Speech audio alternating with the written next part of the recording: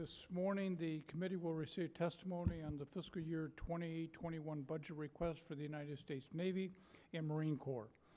Our three witnesses today are the Honorable Thomas Modley, Acting Secretary of the Navy, Admiral Michael Gilday, Chief of Naval Operations, and General David Berger, Commandant of the United States Marine Corps.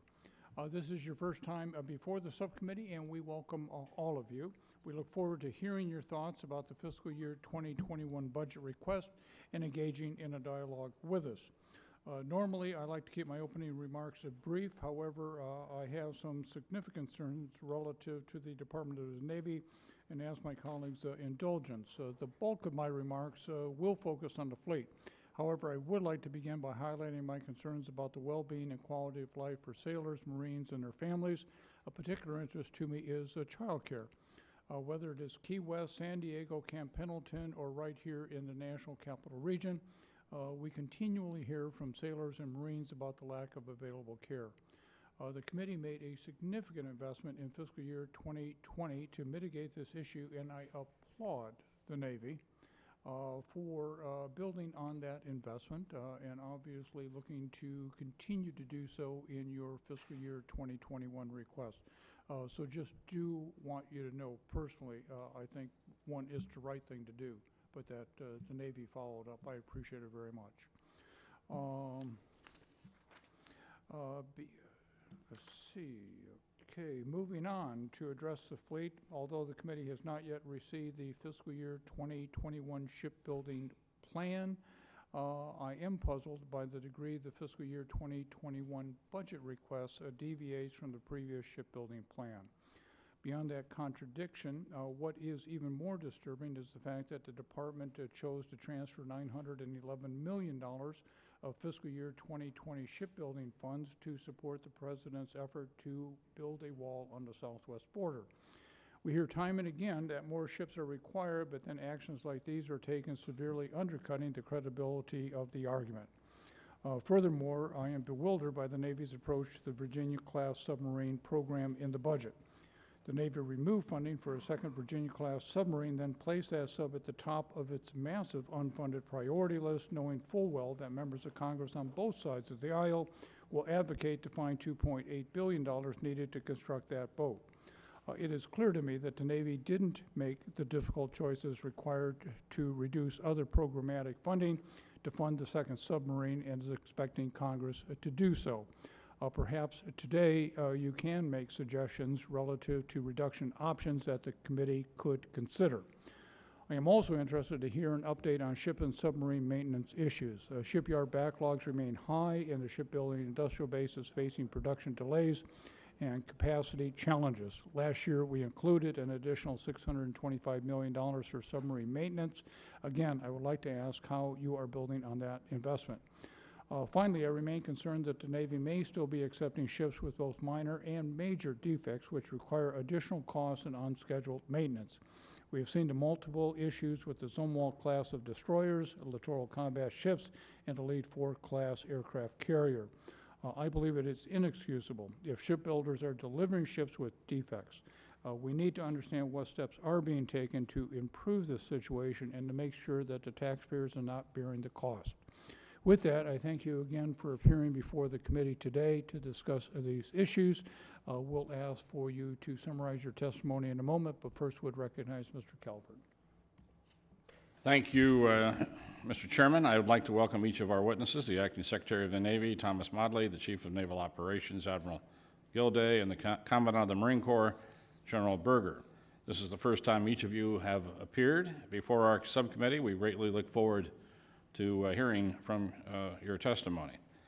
Our sailors and Marines play a key role in projecting power, ensuring freedom of navigation, protecting American interests both at home and abroad. As many of us on this subcommittee have traveled to see the current demands of our fleet, we understand firsthand how important it is to ensure these sailors and Marines are properly trained and equipped to carry out their mission. In the current threat environment, integrated naval power is what keeps our nation safe. Fiscal year 2021 is a critical point as we continue to rebuild our military. The investments Congress made in the past several years have allowed our Navy to increase readiness, modernize key platforms, and increase lethality. Now, in this fiscal year, I believe we must not lose sight of the return to a great power competition laid out in the National Defense Strategy.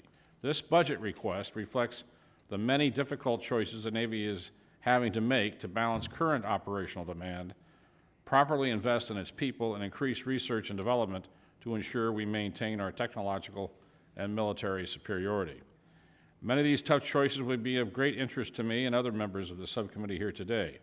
There are a few items in this request which specifically I'd like to hear about. First, I'd like to understand how the shipbuilding proposal aligns with the National Defense Strategy. As you all know, China is on track to reach a 420-ship Navy by 2035, and I am concerned that this request does not align with previous force structure assessments. I would also like to get updates on our future fleet programs, including the Columbia-class submarine, frigate, and our amphibious warships, I think one of which was going to be built in Mobile, Alabama. Additionally, I would like to update our aircraft readiness recovery goals and how we can sustain these improvements in the future so that readiness does not suffer again due to poor planning. I want to conclude by thanking all of you for your service, and I certainly look forward to your testimony. Thank you. I yield back. Thank you very much. Mr. Secretary, you can proceed.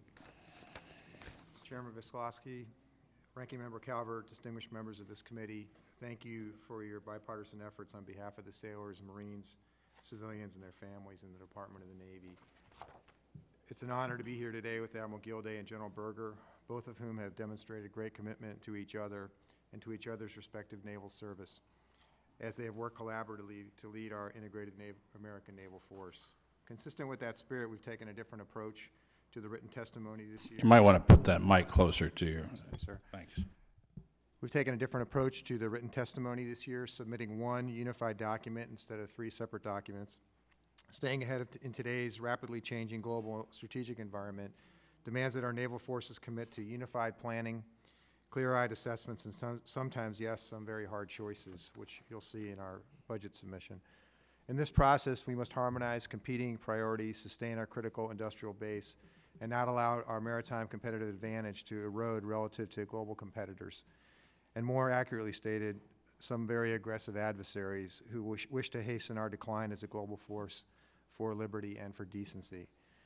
In the end, this budget submission is a manifestation of the hard choices we had to make this year, but it is centrally about the safety, security, and well-being of our sailors, Marines, and their families.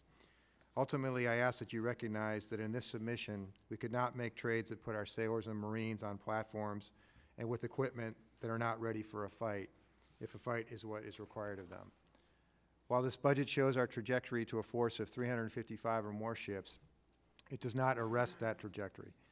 You have my personal assurance that we are still deeply committed to building that larger, more capable, more distributed naval force within the strategically relevant time frame of no more than 10 years.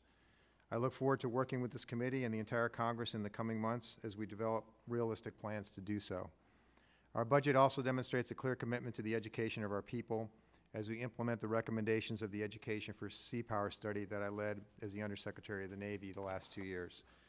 We are establishing a Naval Community College for our enlisted personnel as part of a bold and unified naval education strategy that recognizes that the intellectual and ethical development of our people is critical to our success as a naval force. We are also stepping up our efforts to meet our solemn commitment to our military families through significantly more engaged oversight and accountability of the public-private venture housing program. Finally, I would like this committee to understand that as leaders of the Department of the Navy, we are both vocal and united in our determination to prevent sexual assault and sexual harassment throughout our force. Every sailor, every Marine, every Navy civilian deserve individual respect, dignity, and protection from this great naval institution. We have work to do in this regard, but you have my personal commitment that we take it very, very seriously. We are grateful to the committee for passing this year's NDAA, which enables many of the priorities identified within this document. In passing this legislation, you've sent a strong signal of support to our people and a strong warning to our adversaries. We also appreciate the funding stability and the predictability of the past several years. This has saved money for the American taxpayer and given our force the agility and flexibility to address emerging threats while still investing in the integrated force. We urge the committee to do what it can to continue the stability so that we can implement the reforms and investments required to meet the great power challenges, protect the maritime commons, and defend the United States of America. Thank you very much for your time, and we look forward to your questions. Chairman Visklowski, Ranking Member Calvert, distinguished members of the committee, good morning, and thank you for the opportunity to appear before you today with Secretary Modly and General Berger. I'm also joined by my wife, Linda. We are thankful for your enduring support of the Navy Marine Corps team. Today, as we testify, 3 carrier strike groups and 2 amphibious ready groups, along with 30% of our fleet, are deployed around the globe today. Our Navy Marine Corps team needs no permission to operate at sea, and their power does not rest in any one location, but rather in our ability to maneuver anytime and anywhere the seas reach, operating across the spectrum of military operations. Without question, our sailors remain our most important asset. We have taken a hard look at what they need to be successful, the equipment and training they need to fight and win, and as Chairman, you mentioned, as well as the support required to take care of them and their families. Over the past 8 months, we have engaged in a deep examination of these issues. Our balanced approach in our budget submission provides a Navy ready to fight today while committing to the training, the maintenance, the modernization to provide a Navy ready to fight tomorrow. Naval power is critical to implementing the National Defense Strategy, but naval power is not just a function of fleet size, as the Secretary mentioned. It's also a combination of readiness, lethality, and the capacity of the fleet. Our #1 priority is the Columbia-class ballistic missile submarine and all it brings to our national deterrent. This request also heavily invests in readiness accounts, such as ship and aircraft maintenance and modernization, manpower, spare parts, live virtual constructive training, as the Secretary mentioned, education, steaming days and flying hours.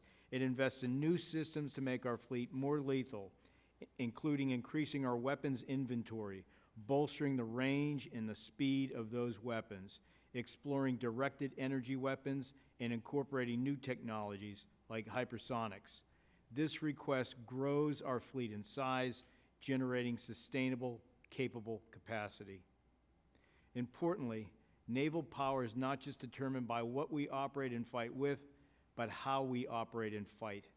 We are pursuing an integrated approach alongside the United States Marine Corps in fleet operations, in exercises, war games, and in experimentation. The net result, as Ranking Member Calvert mentioned, is integrated American naval power. Thank you again for the stable and predictable funding, which has allowed us to make significant gains in readiness and lethality already. On behalf of your active duty, reserve, and civilian sailors and their families who serve this nation, your support allows us to answer the nation's call. On their behalf, I thank you, and I look forward to your questions. Chairman Visklowski, Ranking Member Calvert, distinguished members of this committee, I appreciate the opportunity to testify on the posture of your Marine Corps and our priorities for the future. I'll start by echoing Secretary Modly and Admiral Gilday's thanks for timely funding, as well as your enduring commitment to the Marines, sailors, and families through efforts such as the hurricane recovery, which you provided for last year, and revisions to our public-private venture housing program. Your bipartisan support is critical to ensure we continue to prioritize people as our greatest resource. Thanks to predictable funding over the last few years, we have made significant progress, restoring both availability and readiness. We are now at an inflection point. We have to pivot now toward modernization, while sustaining the readiness that this committee has resourced. This pivot, in my opinion, cannot wait until next year or the following. We must move now, or risk overmatch in the future by an adversary, and that is a risk we will not take. As the National Defense directs, and as Secretary Modly recently emphasized in his first vector to all hands, we must pursue urgent change at a significant scale. Marines have always sensed when it's time to move out smartly. We don't hesitate. This is that time. Realizing the bold direction of our strategic guidance requires acknowledging fundamental changes in the operating environment and how we must organize, train, and equip the force. I believe most leaders recognize that significant changes are required. Yet the scope and pace of necessary change is seemingly at odds with some historical resource allocations and some major acquisition programs which predate the National Defense Strategy. This budget submission marks the beginning of a focused effort to better align resources with strategic objectives. Our future budget submissions will build on this investment strategy with informed recommendations for force design and adjustments to our programs of record. Together in partnership with Admiral Gilday, my shipmate, battle buddy, and under the direction of Secretary Modley, we are committed to delivering the integrated naval and fleet marine forces our nation requires. As always, I welcome the opportunity to discuss our findings along the way and keep each of you and your staffs informed as we progress. You have my word, we will be frugal with the resources that you provide, and we will ask for no more than we need. With Congress's commitment and support, we will ensure that your Marines continue to have every advantage when we send them into harm's way. I look forward to your questions, sir. General, thank you very much. Mr. Calvert? Thank you, Mr. Chairman. Acting Secretary Modley, one shortfall we hear of from nearly every combatant commander is ISR. I'm concerned that all the services did not request sufficient resources this fiscal year. Do you believe the Navy's request reflects this increased demand? Sir, I think we went, as we were going through our budget process, we had to make trades in a variety of different areas. So when we went through this process, we went through the service chiefs and we asked them, are you comfortable with the cuts that we have to take in certain areas? And the decisions we made clearly there are certain ones that we would have liked to have not made if we had had more resources, but those balances were made based on what we believed was in the best interest of the safety and security of our Marines and sailors, and in terms of maintaining the readiness of our fleet. And so Was ISR brought up at these meetings? Of course it was. And what, did they say they didn't need any more of it? No, sir, I think everyone thinks they need more ISR. We need more ISR everywhere, but there were just choices that had to be made based on the budget constraints that we had. And what was more important than the ISR that overcame that? I can give you a variety of examples of things in readiness that we made choices over. It wasn't a binary choice between ISR and this. It was basically trying to balance across the whole budget. But I'll give you an example. The reason I bring it up, it seems that every combatant commander I talk to, the first thing they talk about is ISR. Why is that? Well, they recognize how important it is, and we do too. General, do you need more ISR out there?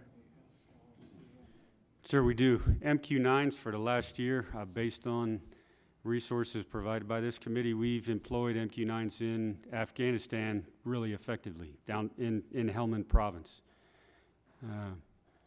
At the tactical to operational level, there's no combatant commander, I agree with you, that's never going to be happy with the ISR, because that gives them the indications and warning that they're looking for. Yeah, it troubles me because you know, the chairman and I share our disappointment in this reprogramming. I know that's above all of your pay grade. I'm sure you're probably not too happy about it yourselves, but nevertheless, to break the line for the development of the MQ-9 Reaper extended range, whenever every single combatant command I talk to says they need more ISR. Doesn't make sense to me. Any comment on that, Admiral? Sir, a couple of comments in terms of investments that we've made and have made with respect to contributing to ISR, the joint force. The first is the MQ-4 Triton, and so that's a great capability that'll have a number of different sensors on it that we most recently have deployed, 2 of those, out into the Indo-Pacific AOR, and we have more coming. As you're probably how much does that cost? Sir, I will have to get back to you on the exact price of an MQ-4 airframe and the systems that go along with it. It depends on how it's configured. I don't mean to be evasive. I just don't know the number off the top of my head. Did you request Triton this year? No, sir, we did not. I'm concerned that we're going to shut down an affordable platform. The MQ-9 Reaper runs about $20 million per unit. And obviously, 99% of the world they can fly, and we're not talking about denied airspace here. And for some future capability that's unknown and a price that's unknown. And most of the ISR we look at is 5, 6, 7, 10 times as much money as the MQ-9 Reaper. Is that what you want? Is that what the military wants to move to? Is something that's multiples more expensive that they can fly in a small part of the world? Was that what you're understanding, Mr. Secretary? No, sir, I don't think that's, I think some of those decisions were made about also around survivability, being able to fly in permissive environments and not permissive environments, and also I think. Survivability. The MQ-9 Reaper, is it flown in areas where they can't survive? Well, right now there's. You can fly in all of Africa. It can fly pretty much in all of the Middle East. You can fly almost all of South America. Certainly can fly anything, so. Yes, sir, I agree with that. I think as they look at, particularly as the Air Force looks at its modernization, I don't want to speak to it, but they're thinking about more in terms of great power competition and whether or not that platform actually would be survivable in a non-permissive environment. So that's part of the reasons that some choices were made in that regard. So we're going to spend 5 times as much we're going to get rid of the MQ-9 Reaper, and we're going to fly ISR that can fly in denied airspace in areas that you don't have to worry about having it shot down.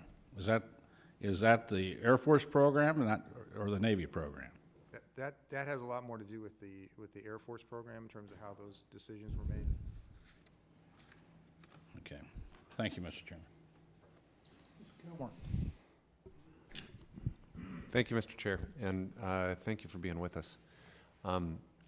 As you know, my district is home to one of our 4 public shipyards, and on the heels of the last question talking about the great power competition, obviously maintaining a strong naval presence is going to be all the more important in the years ahead. To mitigate some of the threats that we're seeing from China, from Russia and their investments in their navies, I think the Navy has acknowledged the importance of modernizing our shipyards and improving our public shipyards to make sure that they're equipped and able to maintain readiness of our fleet. I know there is the SIOP, the Shipyard Infrastructure Optimization Plan. I know how important it is to have it stay on track. And Mr. Secretary, I was hoping you could just give us an update on the SIOP. Are you in fact on track? And what's the total level of funding you're dedicating to the SIOP in fiscal year 2021? And what will that accomplish? I'll speak, thank you, sir. I'll speak broadly to the SIOP. It's a 20-year program to basically modernize our shipyards, our 4 main shipyards. It's $20 billion plus over that 20 years, and we are prioritizing projects in that process. I believe there are some projects that are happening in your district this year. We're putting a heavy emphasis on some of the work down in Norfolk Naval Shipyard as well, looking at doing planning in Pearl Harbor. And in Portsmouth. So there is work that's being done in all of these areas over the course of this year. In terms of the exact dollar amount, I don't know if the CNO might know what that is exactly, but I think it's around $1 billion that's going into that this year. Thanks. Yes, sir, it's about $1.5 billion in MILCON, and there's more than just MILCON, but we have 3 projects underway this year. We'll have another 8 next year across the 4 shipyards. And so at the same time that we're replacing some of this equipment that the average age of those yards is 76 years old. And some of that equipment is that old. Some of those dry docks are over 100 years old. So at the same time, we're creating digital twins to understand each of those yards, the layouts, and how we can best invest in new infrastructure. We're also replacing things like cranes and dry docks and also some significant maintenance facilities. We're committed to it. The public yards, including Puget Sound, are really the jewel in the crown of our deep maintenance facilities, and we know that we're past due in terms of making these investments. So, thank you. And I appreciated that before we started, you mentioned you might be coming out. We'd love to host you, Mr. Secretary. I'd love to invite you as well. We'd love to have you. Mr. Womack came out last year, and it's a real sight to behold, and the men and women who work there are really doing a bang-up job. I also wanted to ask about the Naval X Tech Bridge initiative, which was designed to create tech ecosystems around the nation by partnering the Navy with the private sector and with startup communities and academia and nonprofit organizations. Keyport Naval Undersea Warfare Center in the district, in my district, was selected as one of the first 5 tech bridge locations in the country. Just hoping for an update on how you feel like that program's going, what we're learning from that initiative, what sort of impact do you think it'll have on innovation going forward and tech development across the Navy? I think it's absolutely critical process for us to develop these closer ties with industry, particularly in the tech areas, because of their ability to innovate quicker than we're able to innovate. So we need to learn from them. We need to partner with them. So this is a first sort of really, I think, serious foray into that area. We're going to continue to do this. We're going to monitor it. I think they're developing, or they're experiencing some success with this. But the key is to really develop this at scale so we can have almost a whole new ecosystem in terms of how we do innovation across the Department of the Navy. I don't know if the CNO has anything more to add on that. Just to echo what the Secretary said, when we first joined the Navy and the Marine Corps, the U.S. government did 90% of the R&D in this country, and now it's flipped. And so obviously the best ideas are coming from industry. The Congress has given us authority so that we can lead turn new capabilities faster.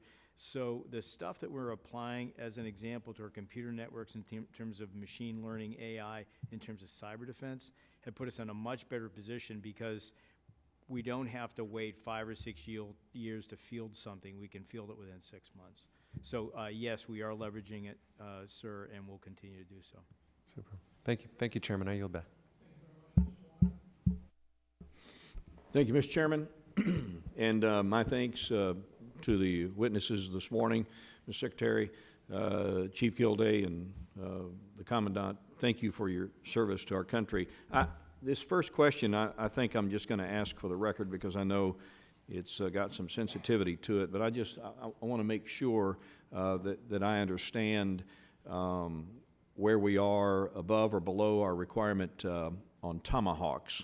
I consider it to be an important piece of our arsenal, and I'd like to, we don't have to get into detail here, but I sure would like an update. But I would like your comments on the importance of expanding our offensive strike capability. So, Admiral, I'll yield to you. Sir, thanks for your service as well. Sir, so Tomahawk is one of those, as I mentioned in my opening statement, one of those weapon systems that gives us range and speed that we need to not only close gaps, but maintain and establish overmatch against our peer competitors. So with respect to Tomahawk, we are investing in tactical Tomahawk. The Block 5 is, you know, the maritime strike version, and also the land attack version and the upgrades that come along with that. To directly answer your question, we're not where we need to be. The Block 5 comes to IOC in 2023, but we are making investments in those weapons steadily. Those numbers are coming up. Quick question for the Commandant. In your written testimony, you talked about the POM submission, which coincides with the inflection point for the Marine Corps. Yet, looking at the budget, I don't really see a significant amount of change. So why isn't there more change if we are at that inflection point in the PV21? So last July, we started probably a 7-month effort to figure out what the Marine Corps we would need in 2030. And we finished that effort in late December, early January. Not an excuse, but that's the reason why there aren't fundamental changes in this budget submission. There are the initial, what we could see already last July when we began the submission process for this, what you could already see was that if we're going to contribute to the naval fight, back to your previous question, we're going to need some tools, some capabilities we don't have right now if we're going to contribute to sea denial and sea control. Our long-range strike capability for the last 30, 40 years has been Harriers and Hornets, and now F-35s. And then it was a drop back into MRLS rockets. We need the ability to reach out and touch a threat, an adversary's naval force from ship or from shore if we're going to be part of the integrated naval force. So you see, even in this budget submission, the beginning of the long-range fires that we're going to need in that regard. Okay, thank you. You know, Mr. Chairman, on kind of a lighter note, I realize I got a couple of Naval Academy graduates sitting over here on the panel, and having been elected chairman of the board at West Point a couple of weeks ago, I just want, for the record, everybody to know that I'm glad that they have moved that secret weapon that they had out to the fleet now, this quarterback by the name of Malcolm Perry. These Army guys were running around out there last December trying to catch the wind, and he made us pay a dear price. So thank you for moving that guy on out. I think he was out of eligibility anyway, but congratulations on your victory. Now yield back. Thank you, Mr. Chairman, and thank you, Secretary and Admiral and Commandant. Thank you very much for being here and testifying today. So I represent Tucson. I think you have a Tomahawk manufacturing plant there. Very important piece of the economy to us. You know, it's very important that our ships and their components are manufactured domestically. As I said, in my district and throughout Arizona, there are many small businesses and companies that produce components for submarines and ships. However, they are vulnerable given the volatility of budgets and production lines. What are you going to do to help the domestic industrial base maintain relevancy and continue research and testing to give the Navy cutting-edge capabilities? And my question is directed to you, Mr. Secretary, but I'd love to hear from the other people as well, if you have something to contribute. Well, thank you for the question, ma'am. I think it's a very, very important question, because as we think about how we develop a new force structure for the Navy and Marine Corps team, we are heavily dependent upon industry for us to be able to deliver that. And the industrial base that we have that supports shipbuilding particularly, and all the components that get into it, represent thousands and thousands of jobs across the country, not just in the areas where we actually build the ships. We have to make sure that that industry is healthy and that it can adapt and change as quickly as we see the threat environment changing. So I've seen, just in the last couple of years, lots of serious investment, particularly in our shipbuilding industry, to be able to be more adaptable, integrate new technologies more quickly. But it has to be a partnership with industry, particularly because when you see how our industrial base has shrunk so much over the past 20 or 30 years, we have to work with them a lot more collaboratively. And I think it's going to require a lot less adversarial type of relationships and a lot more collaborative relationships to make that work. But it's part of our strategy. It has to be part of our strategy, because if we're going to accelerate a path towards 355 or more ships, and a lot of those ships that we're talking about in our force structure don't even exist right now. They're ships, platforms that we're looking at that are both unmanned, manned, lightly manned. We have to have industry with us on that, so it's a high priority for us. Yeah, thank you. I think people are really surprised that Southern Arizona has this industrial base regarding ships. I mean, we're not exactly a coastal state, but it is a very, very important industry to us. So I just want to make sure that you're there and stay there. And I want you to know it's a top priority of mine. Commandant, Admiral, anything to add? Simply that our success in many ways depends on successful defense industrial base. And so, as I just mentioned in response to Mr. Kilmer's question, one of the great things right now with respect to industry is that there are so many ideas and so many options, and a lot of that stuff's exciting. So years ago, they used to be really dependent upon our requirements. Now, you know, a question that we ask is, what have you thought of that we haven't that we can use? And a lot of that stuff has a direct application from commercial to military with a few tweaks. So, and in terms of Tomahawk, you know, as I just mentioned to Representative Womack, we're very bullish on Tomahawk. So are we. So thank you. You mentioned predictable funding. I think that's one of the 3 points. Second, I think we have to do our job in terms of predictable programming. We can't jerk around every 2 or 3 years in a different direction. In other words, looking back through the lens of industry, they need both. They need a predictable view on our programming, what we need, what our requirements are, and predictable funding. I got a lesson last spring traveling to a shipyard on the length of the supply chain, which you allude to. And the short version of that, which I never would have understood unless they drew it on a whiteboard, was, you know, here at the big end, we could absorb some fluctuations. Down on the little end, in some place, you know, in Iowa, or you pick the state, there's 6 people that produce a component of this. They can't stop work for 6 months. Those 6 people got to have jobs. So I understood some people call it the fragility of the supply chain, but I was taken to school last spring and learned a lesson. That part's really important. I agree. You know, maintaining that expertise at that level is so important to the long-term success of the program. So I just want you to know, I mean, we're very proud of the collaboration that you do with the University of Arizona in Tucson. They're working on some cutting-edge technology that we think can help you, and we like to see that kind of collaboration. So again, thank you. I yield back.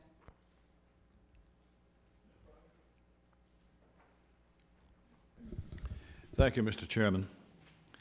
The 2018 National Defense Strategy emphasizes the threats posed by, quote, great powers, and specifically highlights Russia and China, of course, as the greatest threats to our interest.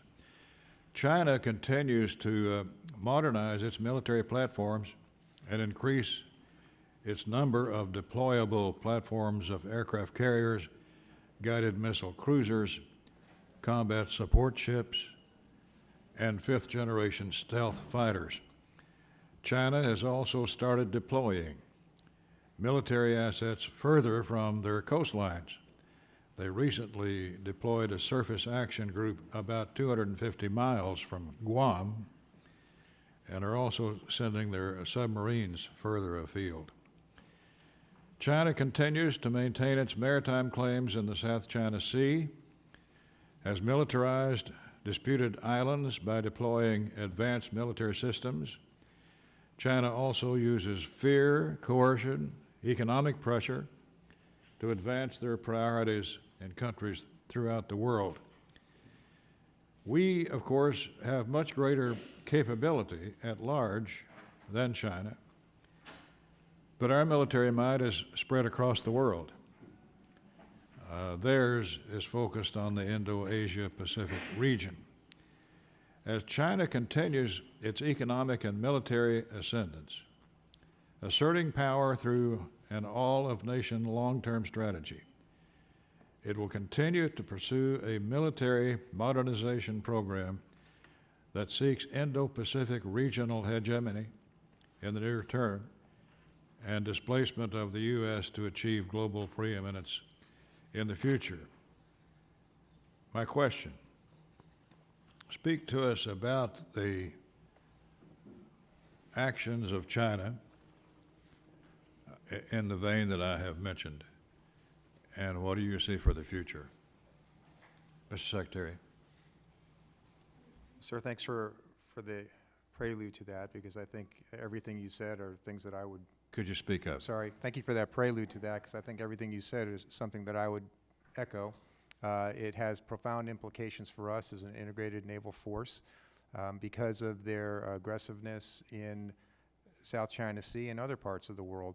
It requires us to think differently about the type of force structure we're going to have to be able to counter those threats.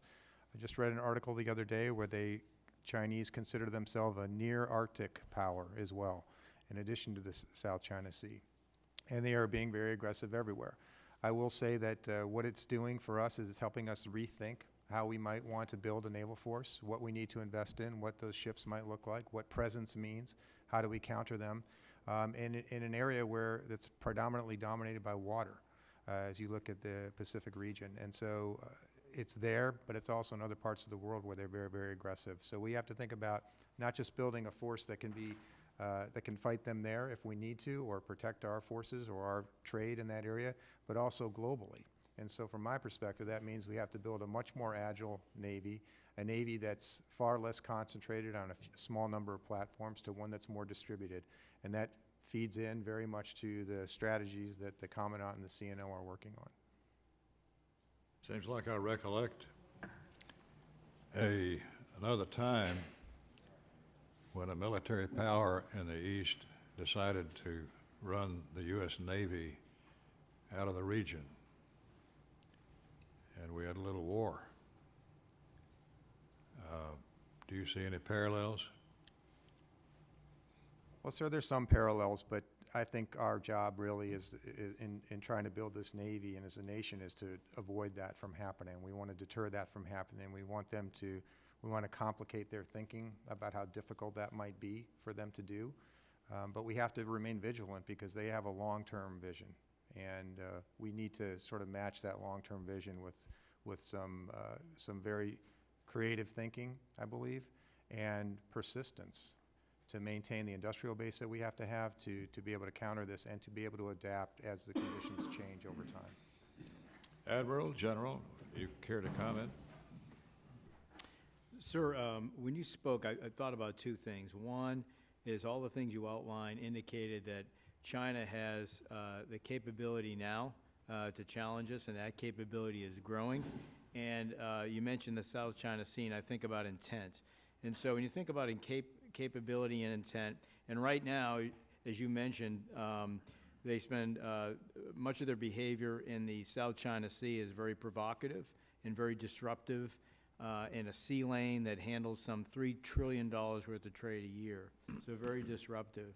That's only growing with their One Belt, One Road initiative as you see that extend across Asia and into Europe.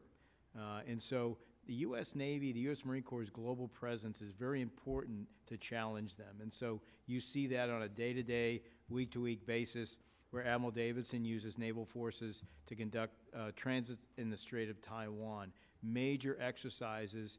The Navy's and Marine Corps' biggest exercise in a generation will occur in both the Pacific and the Atlantic in just a couple of months to send a message to China in particular that we have capability, and then we have intent to respond if challenged as well. So to the Secretary's points about the need for a larger Navy, for a more distributed Navy, I think that everything that you stated is testimony to that argument, sir. General? I've spent about a third of my career in the Pacific, and I still have a lot to learn about the Chinese. Their approach, I think there are parallels to draw, some lessons to learn, sir, but their approach is very different. They would like to accomplish their goals without ever firing a shot. And we need to understand that. In other words, their goals are everything that you laid out, but their approach is very different. They'll buy or coerce their way right into the neighborhood. Hence the importance of partners and allies in the U.S. military and our whole of government approach. We've got to be the best partner out there, because the moment you leave a room, they'll be in that room, convincing a country that they're a better partner than the U.S. is. Lastly, probably goes without saying, but they have watched us. They have gone to school on us. They've learned from us. They are mimicking us. They form geographic combatant commands like us. They're copying us, in other words, to catch up to us faster. That and stealing our technology, combine the two, they're moving pretty fast. We should not understate that. Thank you, gentlemen. Yield. Yeah, thank you for your service. To begin with, I do want to acknowledge Ranking Member Calvert's issue on ISR. We have to stay focused on present and future there. I realize budgeting is about priorities, and that's what we have to do here too. So I really think we have to keep our eye on the ball there. I want to get into the, just this last week, the Navy released an Education for Sea Power strategy. And the Naval University system consists of 5 learning institutions: Naval War College, Marine Corps University, Naval Postgraduate School, United States Naval Academy, and the new United States Naval Community College. The key focus of this system will be ensuring that each component fills a complementary role within the learning consortium and integrates fully with others in the system as appropriate and avoids, which is important, duplication of effort. Now, I'm Vice Chair of the Board of the Visitors of the U.S. Naval Academy, and I really do acknowledge that guy was really good there, Mr. Womack. Now, getting back to the institution, in my opinion, Naval Academy rivals any other in the country, including our Ivy League schools. With the Naval Academies, and I'm also Vice Chair of the Board there, so I focus a lot at the Naval Academy. With the Naval Academy's shift in focus over the last few areas towards domains of the future, like cyber, and that new building is really tremendous, and it's going to make a big difference, I think, the cybersecurity building. Can you talk about the role the Naval Academy plays now in the Naval University system, this new system, and how that might change under this new strategy that came out last week? Sir, well, thanks for the question. This is something that I worked on very hard for the last 2 years in terms of the Education for Sea Power study. We had a study that we launched a couple years ago to just really take a reflective look on our education system and what we were doing. You've heard a lot today about how the technology gap is closing with our largest adversaries, and so our conclusion was that the one thing that's going to be our enduring competitive advantage is the intellectual ability of our people and their ability to be agile, to move quickly.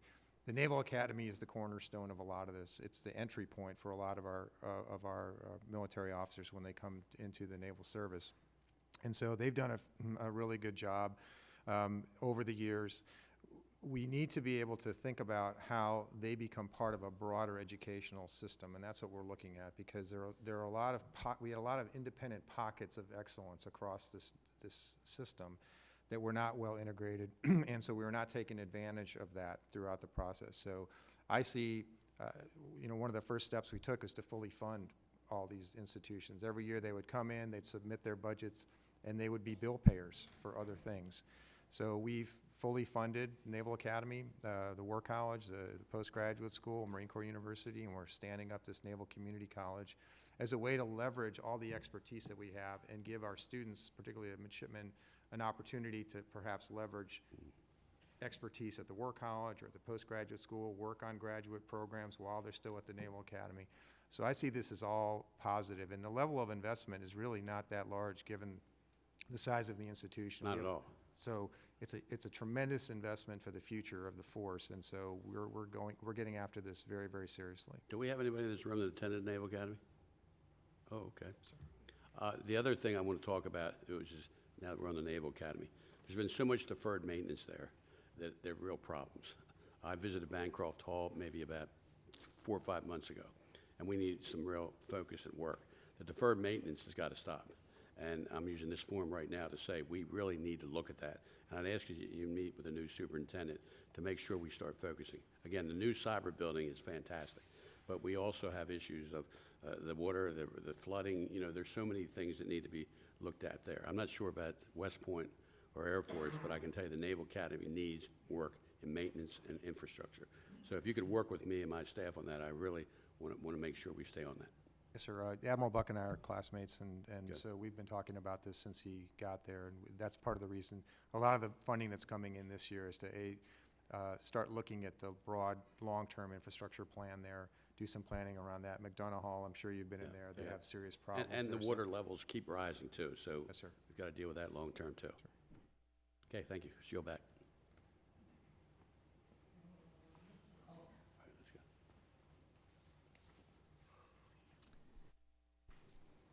Thank you, Mr. Chair, gentlemen. Everybody's been thanking you for your service, but we really mean it, so thank you once again. I would like to ask about the Navy shipbuilding and the plan to grow the fleet to 355 ships by the early 2030s. The Navy has yet to submit the FY21 30-year shipbuilding plan, and it's reported that Secretary Esper has not signed off on the plan, asking the Navy to review it. At the same time, the Navy submitted its FY21 budget request and proposes a $4 billion reduction in the shipbuilding account from FY21, a reduction to 2 ships. Gentlemen, I have 3 questions, and I'll just put them out there. Why the steep reduction in the shipbuilding budget for FY21? And when can we expect the Navy shipbuilding plan? Are you concerned that the shipbuilding industrial base may be impacted by this reduction, and what manufacturing areas will be most impacted? And additionally, there have been cost overruns. Admiral, you spoke to him at a submarine meeting I was at, and delays on the number of ships and subs. So are you concerned that the industrial base does not have currently have the capacity to handle the growing fleet to 355 ships? And then in some of that, as you're talking about dry docking and climate change and everything else, you mentioned the public plan for the public shipbuilding facilities, but we also have private facilities that are undergoing the same stress. So those are my questions, gentlemen. Thank you. I'll start, ma'am, if that's okay, and just give you some of my thoughts on this. With respect to the shipbuilding plan, it's an unfortunate confluence of timing. As the Commandant mentioned, he and the CNO sat down in around the September timeframe to look at an integrated naval force structure assessment that would then inform our shipbuilding plans going forward. All the shipbuilding plans for the last 4 years have been based on a 2016 assessment. That 355 was the tagline for that in terms of the total number of ships. We asked them to relook at that, to look at it together, given the changes in the defense strategy, the strategic context, and we're working that over time. That was delivered to me in the latter part of January. Our budget submission for 21 was basically already completed. We were going to release a 30-year shipbuilding plan that coincides with the 21 budget that would have been informed by some of this new information, but not entirely all this new information, and the Secretary of Defense was just not comfortable at that point in time, having not had a chance to review it all. So he's asked us to take a little more time to walk it through with him and the Deputy Secretary so he understands it better. So that's where we are with that. We will get a 30-year shipbuilding plan over here within the next couple months, I would say. That's the plan at any rate. The integrated force structure assessment that I see a lot of questions, but the Secretary of Defense this is his call, and he's told us that he wants a couple of months to look at that first. So that's what we're moving out on, to inform him so he understands it better. With respect to what this new shipbuilding plan might look like, what this might look like, and what the information will be in there, as part of this new force structure assessment, there are several categories of ships that did not exist or were not contemplated in the 2016 assessment. A new amphib, a new smaller amphib to support what the Commandant is talking about, new combat support vessels as well, unmanned systems, the new frigate. All these are new ships that don't exist right now. We're going to award the frigate this year, but those will then inform future plans. So we really see, as we talk about this inflection point on the shipbuilding plan and the strategy, you're going to see that much more in the FY22. And we want to develop that in consultation with the Congress as well. We understand this is not something we just do inside the halls of the Pentagon, as well as with industry. So do I have concerns about industry's ability to deliver? Not really. I think they can deliver based on the plan we have right now. I think there are some concerns about how this year, the FY21 budget, might impact them. But I think over the long term, the plan that we're going to submit will create a lot of opportunities for shipbuilding and the industrial base beyond our existing set of competitors in that space. Because what we're asking for is a lot more innovation, different platforms, et cetera. And I can ask the CNO or the Commandant to comment on that as well. But that's where we are with the shipbuilding plan.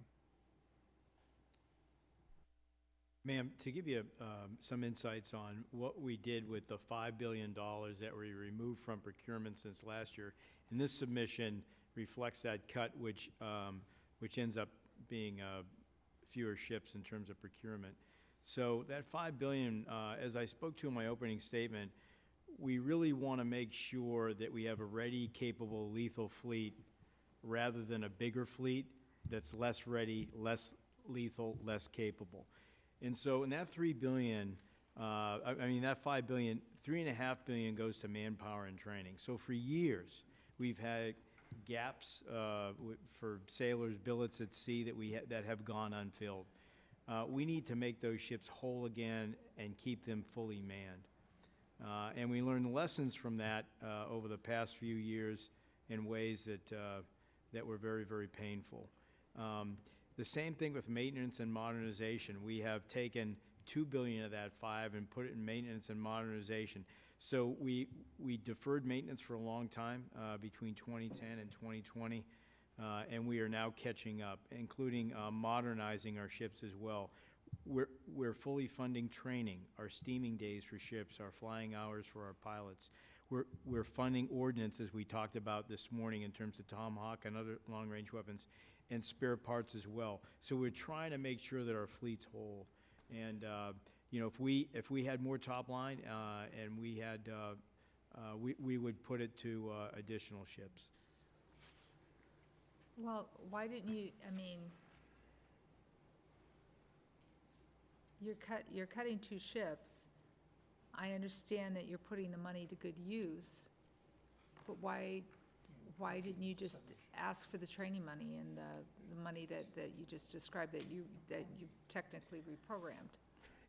So there were difficult decisions that we had to come to grips with. Do we continue to underfund those critical accounts? If I go right back to sailors are the most important things, and so we should be putting them on ships that are maintained well, that are I don't disagree with. I don't mean to evade your question. Maybe I don't understand it. And I don't think you are, but by doing a reduction this way, rather than billing it into the base that you ask us for, then we're not having the conversation that the money needs to be appropriated in those accounts in order for you to continue your goals, because these aren't one-time things you're talking about doing, correct? That's correct. And so, to amplify what the Secretary said, as the Navy grows, we want to make sure it's whole as well. And some of the pressurization that we have right now in the shipbuilding account includes the fact that 20% of our shipbuilding account right now is dedicated to the Columbia seaborne nuclear deterrent.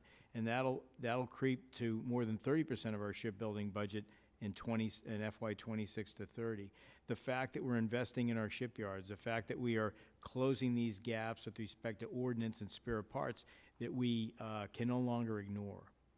And so, so that's the additional pressures amendment we have on the top line that we're operating under. General Lady would yield on that point, because I think you're bringing up an extremely important issue here, because this budget doesn't sustain the 2016 force structure assessment goal of 355 ships by 2030, let alone a plan that calls for more ships. So, I think we're dangerously, we're down a path that we're never going to meet the goals that you've been outlining. I mean, from my perspective, and so I just wanted to bring that point up. Thank you. I with Mr. Kilmer's question about our ship facilities with climate change and sea level rise, however you want to describe it. Same thing's going on in the private yards, and I had asked a question earlier a couple months ago, and I know our staffs are talking, but do you have any more information you want to enlighten on what are the conversations going on with the private shipyards? Because this is going to be substantial for them, and they didn't cause the climate change, so that becomes a very important factor in how we're going to be able to keep all the shipbuilding on time. Ma'am, I'll have to get back to you on any type of conversations we're having with private shipyards on their infrastructure with respect to the effects of rising oceans. With respect to the point about ships, your ship numbers, you're absolutely right. Given the top line right now, we don't think that we can afford a Navy greater than 305 to 310 ships. And so the FY21 budget takes us to 306. So that's where we think we can afford, given all the other pressures that I mentioned a few moments ago.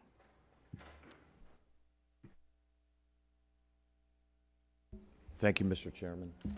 Thank all of you for being here. Appreciate your presence and your service to our country. Admiral Gilday, if I could begin with you. In January of 2019, the Department of Defense completed their report on the impacts of climate change on the military installations. The report found that 18 Navy installations are at risk, 16 of which are currently at risk of flooding. This report did not look at foreign installations, so you would have to imagine that if the actual worldwide number is higher than 16, can you talk about the problem of rising sea levels that are causing the Navy and what you're doing to address climate change in general, please, sir? Yes, sir. It is a significant concern, obviously, because we own so much waterfront property. Right. And so what we are doing with the military construction projects that we have at our bases, we have to take into account at least a 2 to 3 foot buffer above the current level in order to accommodate, you know, that rising tide, which is measured, the thickness is about a nickel a year, anywhere from a nickel to 3 nickels a year in terms of the rise of that water. So as we are slowly investing in more infrastructure and getting our bases up to par, we are taking, I will tell you that we are taking that into account as part of our long-term strategic plan. Yes, sir. But it is factored into our MILCON projects. Well, thank you. My second and last question may seem on the lighter side. It is, but it really isn't. I saw a movie recently, a new one, called Midway. And I don't know if any of the three of you have seen it yet. Have you? Mr. Secretary, you saw it. The reason I raise it, it impacted me. I've seen it now twice in like a week and found it so compelling, and the admiration you have after you saw it, so you know what I'm talking about. My only question is, and it seemed very factual to me, especially at the end, with the documentation of what each of the individuals who were highlighted in the film, with their credentialing. And to your knowledge, you're the Secretary of the Navy. Is it factual from what you know? Please. I believe the film that we worked with them on the development of that You film did. in terms of, yes. So most of those were historically based facts. In fact, we were invited to the premiere of that here at the. Did you go? Yes, I did. Was that here? It was here. It was at the Navy Memorial. That's wonderful. Where are you from, sir? I grew up in Cleveland, Ohio. Are you a Browns fan? Yes, I'm afflicted with that. Say again, I'm sorry. I'm afflicted with that, but it's a good Things will get affliction to better, have. don't worry about Sir, it. I'm a Tampa Bay Bucks fan. They'll Sir. get better too. Thank Mr. you. Chairman, thank you, sir. Bless you. Thank you, Mr. Chairman. I don't know how to follow up the Browns questions. I'm going to give it a shot. Mr. Secretary, the lead Columbia class sub has a very lean schedule to deliver the fleet simultaneously with decommissioning of the first Ohio class submarine. What's the Navy and the industry doing to de-risk the programs and to ensure timely delivery? Sir, thanks for the question. I'll hit some of the highlights of that, and I'll ask Admiral Gilday to maybe add some more specific color to that. You're correct. The schedule for this is very tight right now. We don't have a lot of margin left in the schedule, and that's one of the reasons why that's our top priority is in terms of our funding. We had to make sure that submarine was funded, and that we're putting enough attention to it over time. But there are lots of, this sort of goes back to the question about the industrial base. Decisions that are made in the industrial base, for example, the decision last year to buy the 2 carriers at once, that has implications for the industrial supply base that also supports the Columbia, because a lot of the same companies have to be around and viable to deliver the Columbia. That's because it's a very, very specialized set of equipment. The nuclear reactors, some of the other technologies that go in them are shared across this industrial base for these specific types of submarines. So when we make decisions, when we make budget decisions, we have to understand the second and third order effects, and that's one of the reasons why it's really important, particularly on these large capital projects, that we really think hard about them before we make decisions that could cause perturbations in the supply chain, et cetera, going forward. And but we're spending a lot of time to ensure that the schedule for the Columbia is tracking properly, and we can't afford to have a slip up there at all. Sir, thank you. And if I could just add a couple of things to underscore what the Secretary said. So it's the Navy's #1 acquisition program because of the schedule that you mentioned. Number two, we're fully funding the first hull. But when we begin construction of that hull this fall, 83% of the design will be complete. And so that may not seem impressive, but if I compare it to Virginia-class submarines we're building now, only 43% of the design was done when we began those submarines. If I go back to the 80s when we built Ohio, the previous nuclear deterrent, 2% of the design was done when we began building. So we are working very closely with Electric Boat and Huntington Ingalls to ensure that we're setting ourselves up for success here from the beginning. So the ability to be 83% done with design gives us the ability to better predict, the parts that we're going to need, the steel that we're going to need. And they do that work both in Quonset Point, Rhode Island, and also down in Newport News, Virginia, and then finally up at Electric Boat.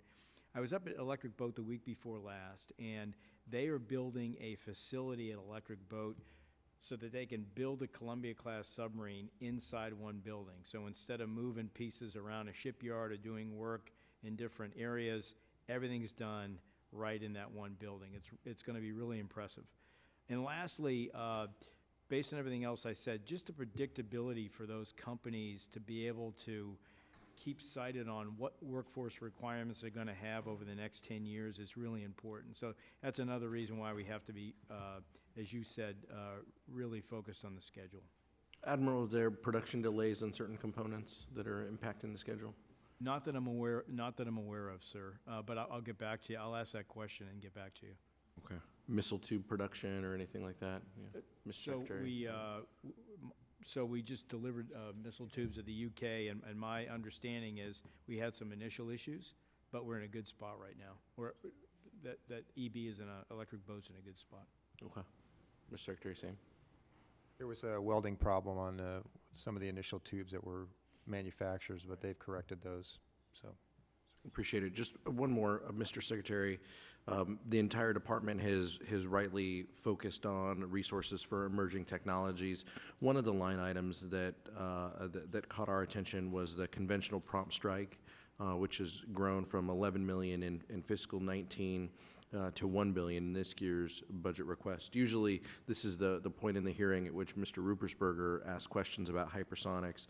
But can you explain to the committee how this increase for the CPS program is justified over this short period of time, but also specifically how you're working with the other services for this and making sure that there aren't a duplication of efforts? Yes, thanks for the question. The Conventional Prompt Strike is one of our most important programs right now for the future. We're behind our major adversaries in hypersonic weapons right now, and we believe that funding number is acceptable. There are several people who are trying to push us to take more than that, but I think we're trying to do this in a very reasonable and measured way, and we're doing exactly what you said, is we're trying not to duplicate efforts between the services. So actually, about 2 years ago, Secretary McCarthy and I signed an agreement where the Army, Navy, and as well as the Air Force will work together on this. So it's not a joint program office, but it's a cooperating program office. And so that's been going exceedingly well. And so we're very excited about that program, and they're making great progress. And actually would love, if you're interested, we can come and give you a classified briefing on that if you're interested in terms of how that program is progressing. It'd be great. Thank you. Appreciate it. Thank you, Mr. Chairman. Thank you very much. The first question I have deals with quality of life, and I assume, Mr. Secretary, be directed to you. Ms. McCollum, Mr. Calvert, and I were recently in Key West for a number of meetings. And one of the things when we asked about quality of life, housing came up, and there is a backlog of requests. Key West, very expensive place. Our understanding in conversations, there's a height limitation, so there's no growth. Everybody rents their place out for Airbnb. And we're going back to the airport. And there's this large swath of land that is vacant. And someone pointed out to us that the United States Navy used to own it. But in 2013, they sold it.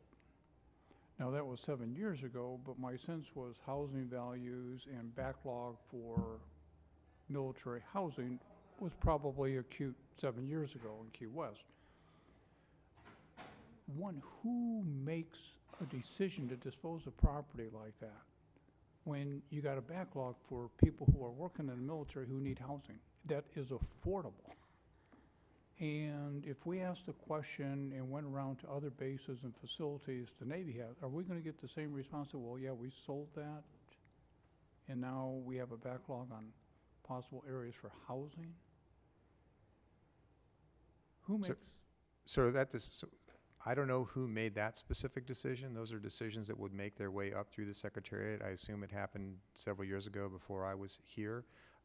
We talked about this when I was in your office, and I'm investigating that, and I'm actually going down to Key West in about a week or so to talk to them about what the situation is. My understanding was that that was an area that had housing on it that had to be condemned because for a variety of different reasons, and so then they decided to.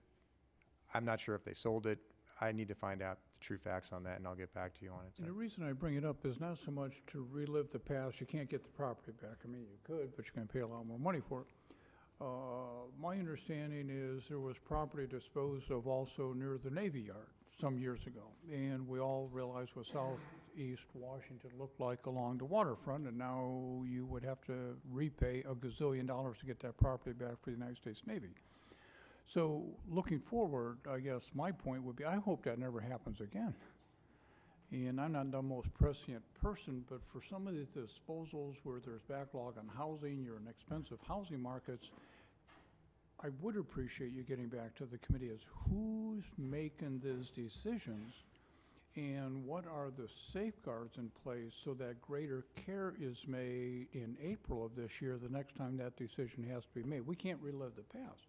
But it seems like there's sequentially bad decisions being made on properties that could be used effectively to control costs for military families. I don't disagree with you, sir, and I'll look into that. My assumption is it's either the Assistant Secretary for Installations and Environment who has the authority to do that, but I'm pretty certain it would go all the way to the Secretary for approval, Secretary of the Navy for approval If you on could get back, property. again, looking to Yes, solve sir. this so it doesn't happen again. Yes, sir. That's all we're looking for. Yes, sir. The second thing, quality of life, and again, I do want to thank the Navy. When I became chair, and I've been on this subcommittee since 1993, our executive assistant said I was the 7th chair. I'm under no illusions that we come and go. My goal last year was try to fix one thing out of that $700 billion budget at the Department of Defense for quality of life, and it was childcare. I appreciate the Navy heard the message. The fact is, my understanding is the wait list is currently 3,700, which is unacceptable, but much better than 7,700 when we had this conversation a year ago. I also appreciate that you have increased your request, and money's not everything, but money is part of this issue, your request for the year going forward. I guess, again, in a positive light, for the other services, if there's lessons to be learned, what happened and how did you approach that? What do you attribute that success in the reduction in the wait list for daycare? Well, I think about a year or so ago, or maybe right now, I think we're about 9,000. The demand is, we have 45,000 daycare slots across the Navy, and that's about 9,000 short of what we need. So we're adding, in this budget, I think we're adding another 5,000 to try and close that gap. I'm not sure what we did other than apply the resources to it and taking it seriously. So I'm not sure what other lessons. I don't think it's a complicated lesson in terms of what can be imparted to the other services, but I don't know their specific situations. I don't know if Mike has any other. Thanks, sir. If I could just add a couple. One of the things we're doing in lieu of seeking additional MILCON is we are doing pilot projects right now with some locations, and I'll give you a couple of examples. In Coronado, California, they have an elementary school that's excess capacity and they don't need. So we're going to lease that space and turn it into a child care facility. We're also working in some places with industry, with large companies, where they would actually build a facility and then we would lease some of the space back. As you know, we have many spouses that work in our child care facilities, and so that's a plus as well, and we try to pay them above what industry typically pays. Not a lot, but we're above the national average.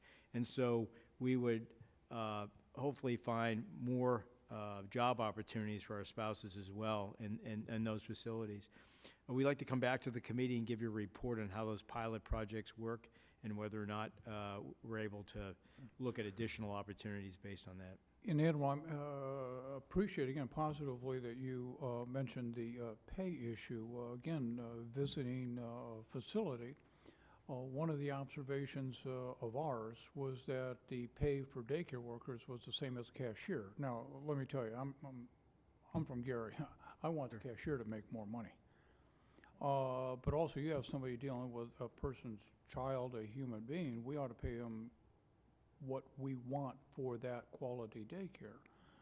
And we're told, well, we're limited on what we can pay. And we have asked several different services and individuals, where is the law or the regulation that says I can't? And in one case, they said, well, it kind of depends on what we're getting from the commissary too, like we're having a bake sale here. So I appreciate, again, positively, you said, no, we know we have to pay more, because I'm deadly serious. I think one of the greatest recruiting tools, let alone how you treat people, Sure. civilian and military, you couldn't find any place in this country with better daycare for your children. Now, that's what we ought to subscribe to. So I appreciate your, at least implicit, there's not a pay issue here if we're determined to hire people and pay them what they deserve. Yes, sir. And our turnover rate of people is about 10% lower than industry. So we're turning over at about 25% a year. Industry's at about 38%. And so we're trying to remain competitive. The other thing we've done for our spouses is we've instituted a program where if they need to get a new license when they move to a different state, we'll pay for that. And now we have a My Navy Family app, and they can do that on they can set up childcare on the app.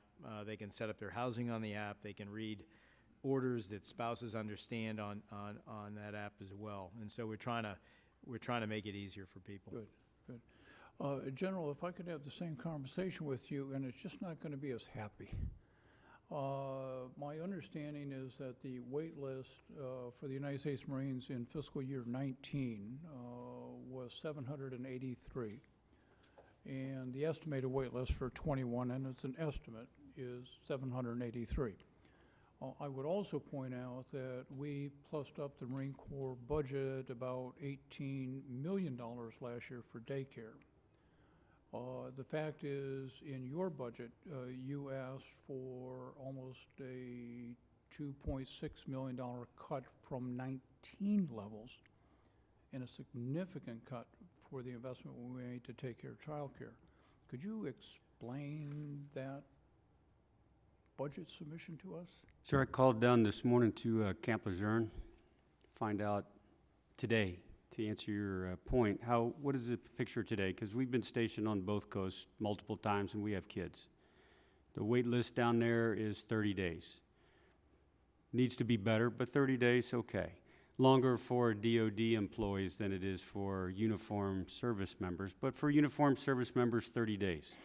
So the next question asked was, okay, where's the choke point? Where's the biggest bulge? And it is age 2 to 3, 4 years. That's where the biggest bubble is. What's the challenges in hiring?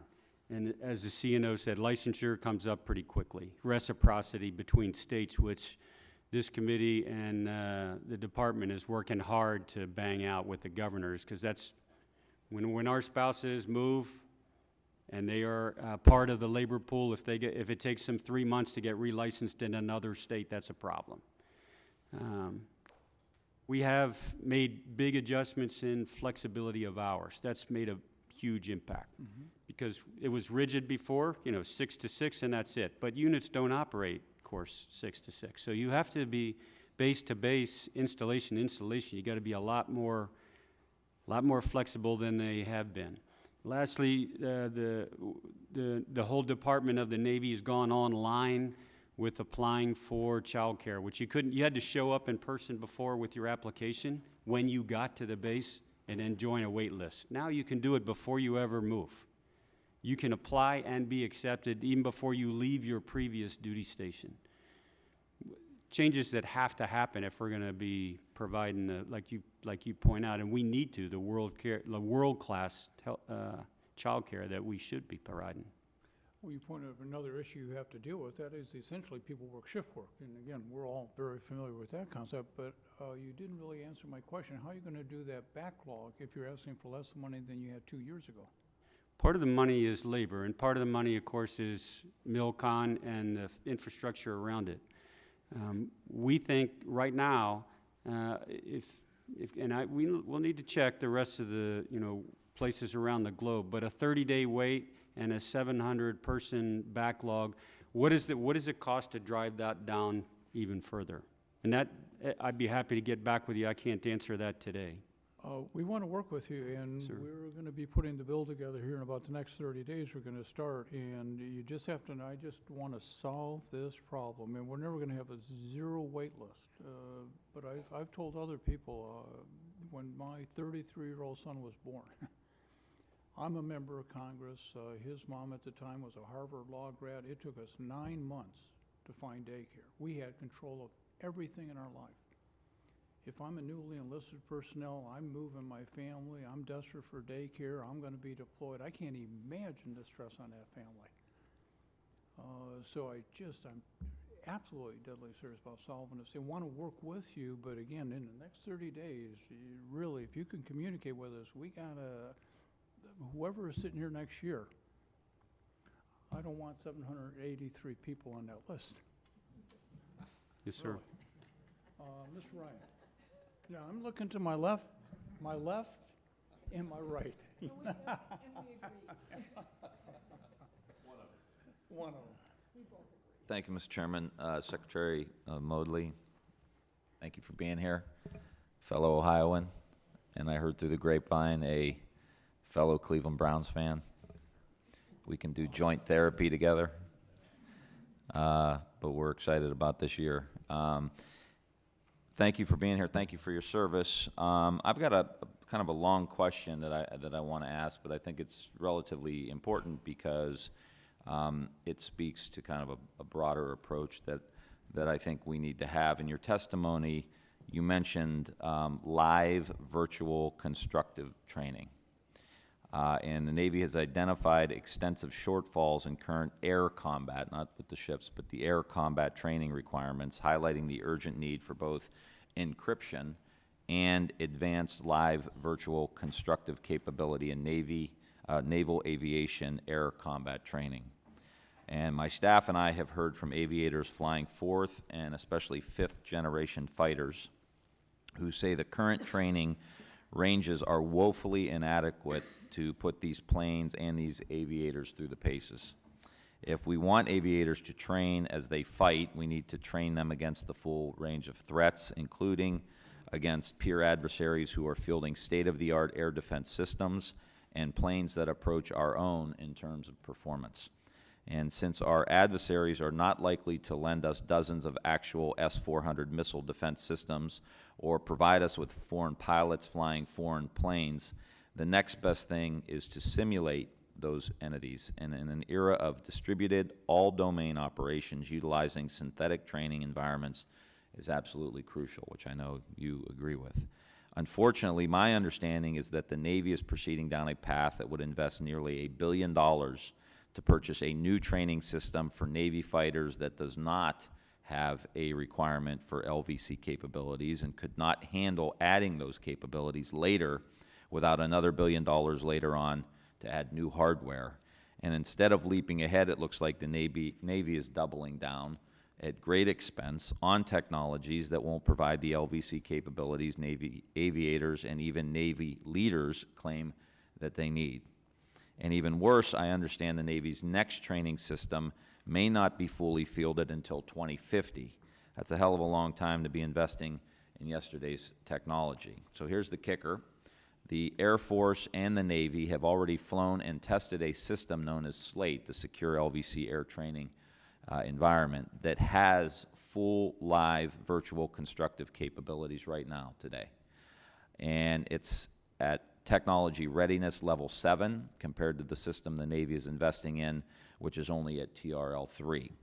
The reason Slate is farther along is because this subcommittee, at my urging, after hearing from pilots and aviators, provided funding for Slate several years in a row, and it's paid off.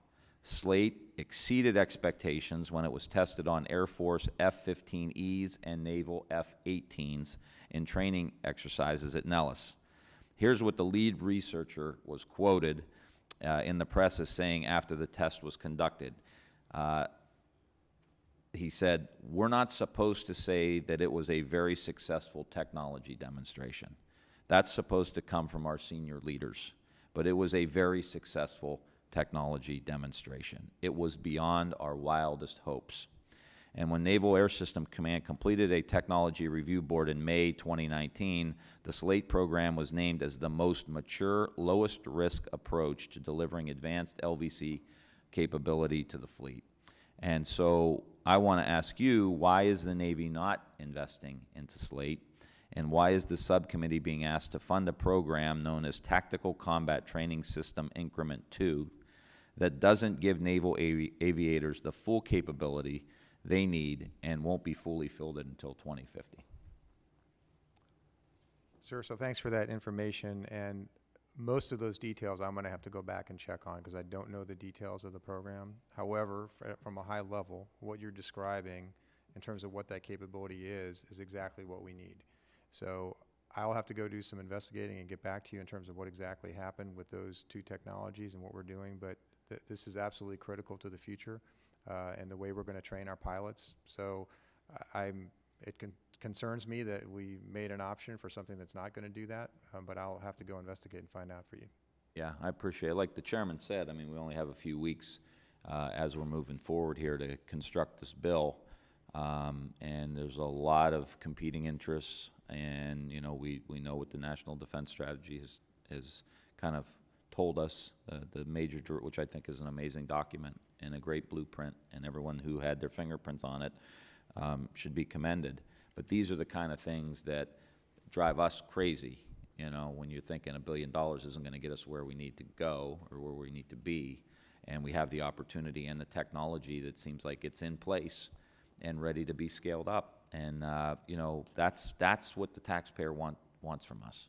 And, you know, I know you're a good Ohio kid, so you're going to understand this, and I appreciate your service, and I want to say thank you, but please, your team behind you, you know, we know how important our staffs are to us. Please let us know, you know, in the coming days how we can maybe rectify this problem. Yeah, I share the gentleman's concern on that very subject, so I appreciate that. Yeah. See, they say people don't get along in Washington, D.C., and we do, don't we? All right. Thank you. One thing that concerns me as we go through this, and obviously I don't think there's any disagreement that we have that we need more ships, we need more platforms. You know, we're going to have this argument how we're going to get there. We got to grow the top line. Well, you know, you know, unfortunately, as appropriators, we have to deal with reality. You know, we have this defense discretionary spending is shrinking, not expanding. And same thing with non-defense discretionary spending. And so as we go down the appropriation line, we got to make some realistic decisions here. And you know, because where we're at, we're not, where we're going here, this discussion about it, we're not going to a 355-ship Navy. So we got to look, but we need more platforms, we need more ships. So maybe we have to start looking at the mix of ships we have. And some serious discussions. I'm sure you know, one of your colleagues in the Army told me, well, you know, when you start making 50-year decisions on aircraft carriers, what's the survivability of an aircraft carrier? I'm sure you don't want to hear that from the Navy's perspective, but those are questions we have to ask. Because, as you know, it's $13 billion for an aircraft carrier buys a lot of ships. And you're talking about when the Marine Corps, for instance, is talking about smaller carriers, maybe have multiple use, be able to use those as amphibious carriers, small carriers, another kind of mix of ships to get more platforms out there. something we need to talk about, because I've had a number of discussions about these various subjects, but in a different setting. But I'm concerned about that because we need more platforms, and I don't see a path forward here from what you're laying out in your budget. I just don't see it. Tell me I'm wrong. Well, sir, you don't see it in the 21 budget.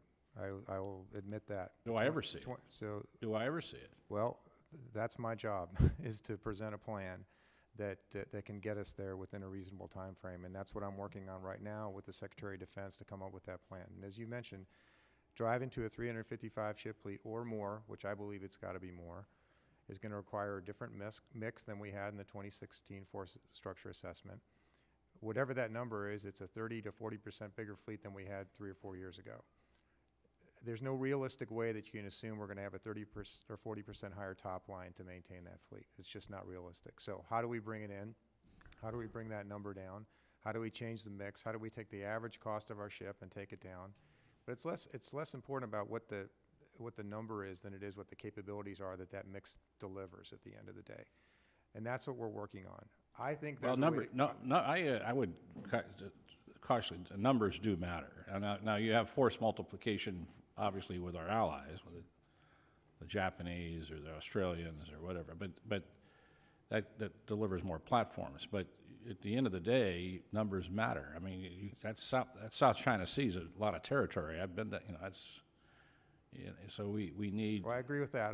My point is that the debate right now within the halls of the Pentagon is not a debate between having 200 or 350. It's more like, is it 355 or 380 or 355 or 370 and 390?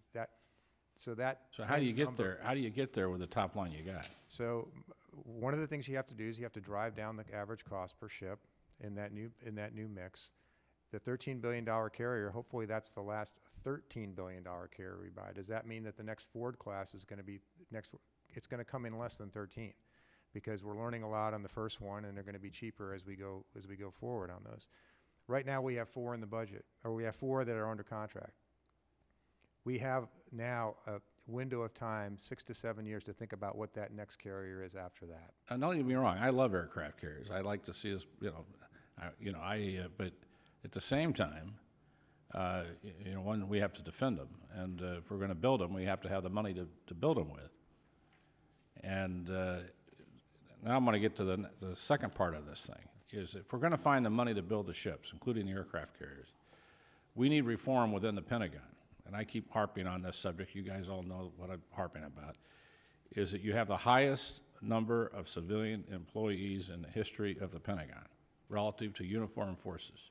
If you get back to the historic ratios of the Pentagon, according to the Business Council, you save $125 billion over 5 years. That would pay for the aircraft carriers. That would pay for your 355 ship Navy plus, and we would be on our way. So, plus it takes care of our procurement issues with the Air Force, the Army, and other. We need reforms within the operations within the Pentagon. I mentioned this to the Secretary, the Assistant Secretary, and because in my perspective, under the real budget reality that we're dealing with, you're not going to see growing defense budgets like I think some people believe is going to happen. I just don't, realistically, I just don't see it. So we got to get realistic about operating, finding dollars within that operation we can put into procurement in a more efficient operation. So that was, Mr. Chairman, thank you.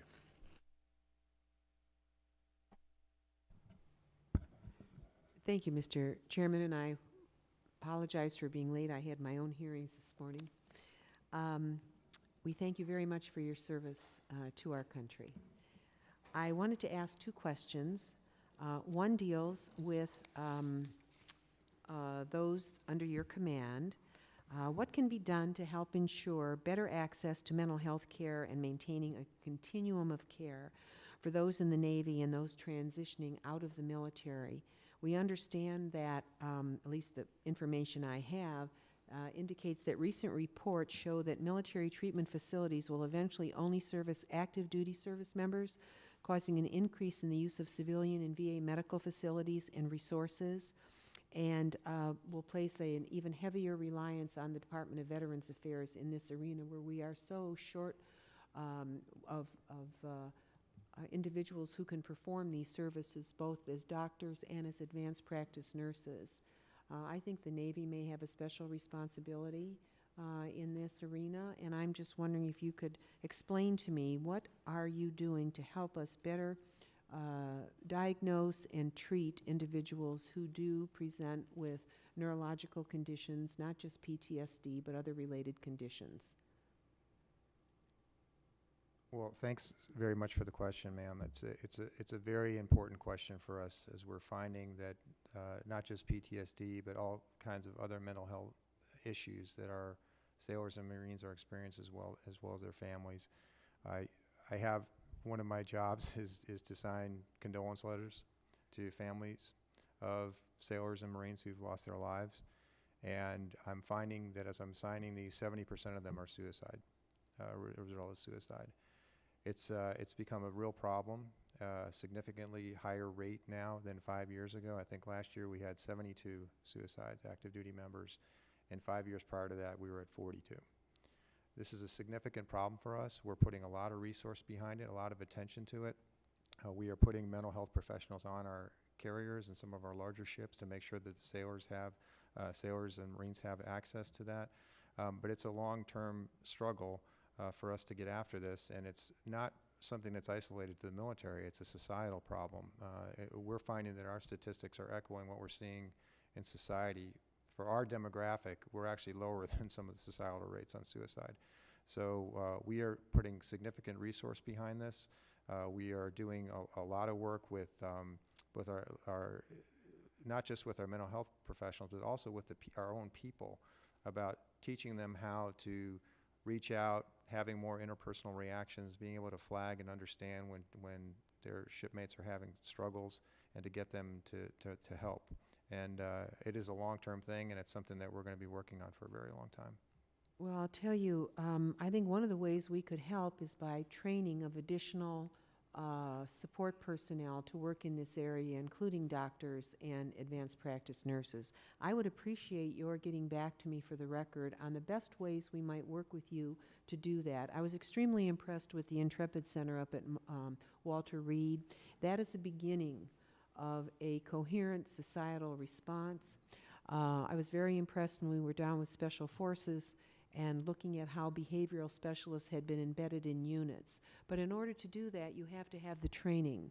And I can guarantee you, when these individuals come home, the ability of our veteran system to respond is not as crisp as it should be. There simply are not the people out there with the proper training. So I'm looking for a proposal that would help us provide the funds to train. I don't quite know how to do that. I talked to the heads of all the service academies when they came before us a couple years ago, and they didn't view their job as training doctors. So I'm thinking, well, then whose job is it? How do we do this, working with Department of Defense and the Veterans Department? So I would really welcome your comments. I met the Admiral of the Fifth Fleet myself when we were down in Tampa, and a few years later he was dead. I just feel especially compelled to push you a little bit and ask you to respond to the record on that. All creative ideas welcome. Can you do that, Mr. Secretary? My second question is completely different, and that regards the naval presence of the Russians in the Black Sea. Can you give us a sense of your own knowledge of that region of the world, and what more we can do, working with NATO, working with you, to counter Russia's control of the Black Sea region and stop her from further advancing in that region, in the sea lanes? Any comments on that? So, ma'am, the best thing that we can do in the Black Sea is to be in the Black Sea. We just had a ship leave the Turkish Straits overnight, the USS Ross, and she actually did a rescue of some Turkish fishing vessel where the boat was on fire, and they rescued civilian mariners from that vessel, but we're doing multiple patrols in the Black Sea a year. And so our presence there is really reassuring to countries like Ukraine that we do have a presence, and to show the Russians that they don't control that water space. And so again, that is routinely an area where General Walters, the European Command Commander, has us operate, as well as the Eastern Mediterranean. I think my time may be closing here, but I just wanted to get a sense, do you view that the Russians are sort of in a static position, or do you view the Russian Navy as pushing? Do you feel the edge more, or do you feel some step back at this point? Definitely feel the edge more. Definitely feel the muscles flexing with sharp elbows in that region. Thank you very much. Been doing a little research for my next question here. I'm going to ask you about Arctic operations. Last 2 years, the Navy's had 2 carriers participate in Arctic training exercises. One involved the USS Harry Truman with NATO, and in 2018, the US Theodore Roosevelt in the Northern Edge in Alaska last year. And the Marines have conducted several training exercises with our NATO partners in Norway since 2017. The Navy is treating the Arctic region with the concern that I believe it warrants, given Russia and China's increased activities in the region. And Mr. Secretary, you're right on. China has been calling itself a near Arctic nation, but now they have a new tagline, and I wanted to get it right, so I looked it up. They want the Arctic to be part of the polar Silk Road. So they're all in. And we know they have scientific stations in Iceland, built a new embassy in Iceland that's very expansive. So can you let the committee know, because we're getting more involved in supporting your efforts in the Arctic, but I think a lot of our colleagues here in Congress still don't think of China, they don't think of the Arctic. They don't realize Russia's vast increase in activity in the Arctic. Can you tell us some of the hazards of the Arctic and the impacts that you might see naval operations encountering? What kind of damage, for example, might our ships sustain due to ice buildup or sailing in heavy seas? Because the weather can turn, I'm from Minnesota, the weather can turn on a dime up there. I think it turns fast here, it turns faster in the Arctic. What are your learning? I know there's been more cooperation with NATO, even National Guard exchanges, with Canada, Denmark, and Norway about what they do with their ships, because they're regularly in these heavy conditions. I won't even tell, you probably know the number of our icebreakers our NATO allies have, how many we don't have, and how many China's building and looking at even building nuclear. But the question I would also include the Marines on is gear's different. Training's different. You have to train to be everywhere in the world as Marines, and we thank you for doing that. But there might be some investments or things we need to look in either cold weather research or making sure that supplies and training are available for the Marines, because they could be deployed in some very tough conditions. Thank you, gentlemen. Well, I absolutely agree with what your conclusion about the challenges that we're going to have there. We're not really used to operating up there, as some of our adversaries might be. The Russians, for sure, are much more capable at operating in those conditions. They have a greater inventory of icebreakers than we have. And as the climate changes, and we're seeing some of that sea ice recede a little bit, it's creating more opportunities for sea lanes, for transportation of goods and services across the polar regions. So that's more for us to protect. And so that creates a lot of challenges for us also in terms of their proximity with respect to missile proximity that they could launch from that area down into North America, creates challenges for us there. We have a huge asset up in that region, and that's the state of Alaska, where we could use that probably more in terms of areas to train, to place forces, to work collaboratively with our other services. Actually, the Secretary of the Air Force and Secretary of the Army and I decided just this week that we're going to put together a team to start thinking about that part of the world and how we can do things collaboratively so that we can leverage each other in terms of creating greater presence up in that region. I'll ask the CNO to talk specifically about some of the maritime challenges well as the Commandant about the challenges in training Marines to function in cold climes. So, ma'am, to echo some of the things you said, or to kind of underpin them, the Bering Straits will soon be considered strategic straits, just like the Strait of Malacca, just like the Suez, just like the Panama Canal. Particularly with the receding ice cap, it's going to get more competitive up there in terms of natural resources, in terms of sea room to maneuver, in terms of trade routes. And so we've seen this coming and have increased our exercises up there. The Commandant, I know, is going to speak about the amphibious exercise last fall, and one that we're just finishing up right now with the Norwegians. In the past month, I've met with my Norwegian counterpart, my Canadian counterpart, to talk about additional exercises that we can do up north. We're doing ICEX right now in Alaska with 2 U.S. submarines and 1 UK submarine. So our drumbeat of exercises up there has been steadily increasing, with much attention by the Secretary of Defense and his staff as well. Ma'am, those of us who have trained in extreme cold weather would agree with you 100%. It is not just colder. I think, I won't speak for General O'Shaughnessy, but because he lays it out really straightforward. There is a homeland defense aspect of what you're alluding to, and then there's a keep the maritime commons open. Right. Two different lenses to look through, both critically important, and both I would offer, and you confirmed the naval force is key to both, as is the rest of the joint force. We're going to go where the Navy goes.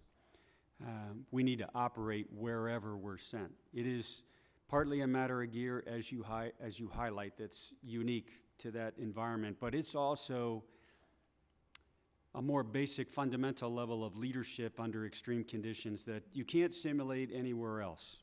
There are only a handful of places where you can get to that level of small unit leadership where it makes that kind of a difference in that adverse environment. Alaska and Norway, we do train in both. Great opportunities to train. Alaska, in fact, you get the dual advantage in Alaska of a huge airspace, a huge sea space. You can stretch the muscles of a joint force in Alaska in a way that's difficult to do in most other places. No, absolutely yes. We're not going to have a specialized cold weather force because, as you point out, we have to be able to operate wherever around the globe. But where the Navy goes, we're going to go, and that includes the Arctic. Well, I would hope that as ships are being deployed, the maintenance, what happens, the stress on the metal, a whole lot of things needs to be taken in account, and I'm sure you're doing that with working with, engineers, and because equipment's going to change when it's subject to that kind of cold, and that needs to be worked into a maintenance log. When I started working, Mr. Calvert was very nice to me all the time. He knew I was going to ask about icebreakers for years and years and years. It's like, well, no, we'll pay for them. The Coast Guard can pay for them. Well, the Coast Guard can do some of them, but I think the DOD needs to be stepping up, and we need to have some that are fully at your disposal, equipped in a way to do what you need them to do, and not just rely on Coast Guard, which is also going to have other maritime responsibilities for the commercial shipping that's taking place, as well as commercial fishing in there. So I look forward to working with all the branches of the service, but with the Navy and the Marine Corps in particular, to make sure that we have the training, we have the equipment, we have the ingenuity, we have the research going on, because Alaska's either your front yard or your backyard, depending upon how you're facing. And China might want to be near the Arctic, but it's not an Arctic nation. We are. And so we need to take care of our yard. Thank you. If I could follow up on Ms. McCullum's question, historically it has been the Coast Guard for icebreakers, and given the commentary relative to the Russians and their number of icebreakers and the opening up of the Arctic, do you foresee, and I know there's no money in the 21 budget, that might change and that the Navy might have a role in that? So, sir, we did make an investment, actually a joint program office with the Coast Guard. For one, right, exactly, for one. The Commandant of the Coast Guard reminded me of that this week when we travel. But it is presently a Coast Guard, it is presently a Coast Guard mission. And that Polar Security Cutter, I think they're going to deliver it within the next 2 years. I know that answer is unsatisfying, ma'am, but right now that is a Coast Guard mission. Gentlemen, I'd get to shipbuilding in an inverse manner from what Ms. McCollum had talked about earlier and a number of other members. So we had a conversation last week about the littoral combat ship, and I'm not going to revisit that conversation. But for the record, I would like to know how much the United States Navy paid for those first 4 littoral combat ships that are going to be decommissioned. It's come to my attention there's going to be 3 dock landing ships also that are going to be decommissioned. Also, in the 21 budget, I assume it may be in the submission. If not, what is the cost for that decommissioning as far as providing for it in the 21 budget? Having said that, though, and the explanation being the cost of, if you would, refurbishing these ships to the extent, and I'm still having a very difficult time coming to grips that we had 4 experimental ships before we built the 5th one. But I'll give you that. My understanding is the LCS mission modules are finishing testing, and they will complete tests on these ships and others in the fleet. Will other LCSs have to be redesigned? Will there be other testing? Will there be other changes? And again, kind of looking forward, okay, I'm unhappy about those 4. But if we're still doing testing, we're still developing modules, is this going to be a continuing saga? Sir, so the testing we did with those first 4 hulls actually informed the modifications that had to be made with the block buys we did with LCS-5 going forward so that we could put missile systems, the anti-submarine warfare package, the anti-surface warfare package, and the mine warfare package. And so the things that we found on those first 4 vessels included propulsion issues, both with water jets and reduction gears that weren't working properly. So the engineering plants were, the propulsion plants as well as the electrical plants were unreliable. And so we learned from those 4 vessels and have actually retrofitted the newer vessels to have modifications that have taken care of those problems. We learned from testing that we needed increased cooling systems. We had to completely change out cooling systems in order to accommodate those modules that I just spoke to. And there were also command and control modifications that were made in order to get the most out of those new mission modules that we're putting on the LCSs. The surface mission modules, they're already being installed. The ASW, the anti-submarine warfare mission modules, they'll finish their testing this year, and then the mine modules will finish their testing the following year. So we're looking at maiden deployments for these new systems within the next couple of years. There's a lot of focus on the Columbia for good reason, but I'd like to turn for a few minutes just to the nuclear weapons modernization program itself. I'm going to be at the Energy and Water Committee later today. Mr. Calver and I are members, as well as Ms. Capter is chairing the committee. And the NNSA is going to come in today. According to its agency's 2020 Stockpile Stewardship Management Plan, they said they did not intend to ask for any more than $15.5 billion for weapons activity until the early 2030s. And again, this is their budget submission.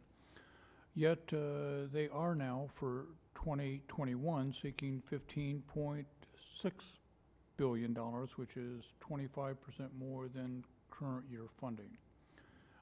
Admiral, your budget proposal talks about the development of the W-93 and in the 1920 budget.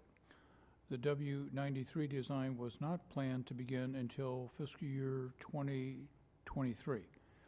The question really is what has changed relative to the investment in this warhead And will this investment, starting earlier, affect other investments the Navy has to make? Sir, I can't speak in terms of comparing that investment against others. We could certainly take a look at that, but I will say that the actions that we're taking are based on the nuclear posture review, as you know, in terms of the modification of some of those weapons. I think the investments that we're making are a pretty steady glide slope and fairly modest with respect to keeping the arsenal up to date. Okay. One final question in the same vein. According to a 2019 report by the Government Accountability Office, plans to refurbish the Navy's shipyards, including those that are critical to the modernization effort, are suffering from delays and cost overruns. With regard to our nuclear deterrence, what are the strategic risks of neglecting these refurbishment projects? And how is the Navy planning to make that investment, if I could? So, sir, the strategic investment plan that we have for shipyards, of 4 public shipyards, if that's what you're talking about, $20 billion over 20 years. And so right now we have 3 MILCON projects ongoing. Another 8 are requested in the budget that you have, our budget request for 21. We're really committed to updating those yards. The average age, as I mentioned before, is 76 years old. The condition relative to other infrastructure we would rate as poor. And so it's become a priority for us. It's an area that we have probably under-resourced for a number of years, and it's finally come to roost in terms of being able to continue to do high-quality maintenance on those nuclear ships, nuclear-capable ships. We have to continue to make the investment in that infrastructure. Great. Calvert? Just more of a comment as we're ending this hearing. You mentioned the digital twin earlier, Admiral. It's obviously very exciting technology, and I came out of the Small Business Innovation Program. Can you get back to us and tell us how successful that is and how well that's doing, or maybe you want to make a quick comment about that? Yes, sir, absolutely. So right now, it's very promising in terms of creating these digital twins for all 4 shipyards that allow us virtually to take a look at how would we streamline production lines and processes. But we'll come back to you, sir, and adequately answer your question. Good. Thank you. Good, Jim, I think we're at the conclusion. Mr. Aguilar mentioned the hypersonics program, obviously very important across the services, and from, I think, all of our perspective, and I'm sure you're cognizant, but I just feel compelled to say it, is the issue of making sure we're coordinating these investments so that we're not getting in each other's way, because obviously we're in a competition, very important program. Thank you for your service. Thank you very much today. We're adjourned. Thank you. No.